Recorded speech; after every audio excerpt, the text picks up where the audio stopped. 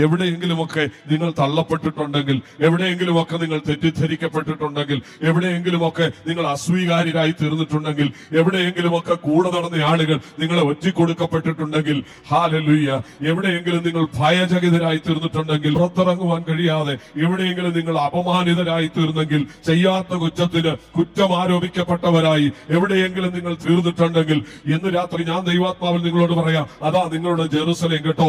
എല്ലാ വ്യക്തികൾക്കും അവരുടെ ഒരു യെരൂശലേമുണ്ട്. ദൈവത്തിന് സ്തോത്രം. എല്ലാ യെരൂശലേമിലും ആമേൻ കാത്തിരിക്കുന്ന ഒരു വാഗ്ദത്തമുണ്ട്.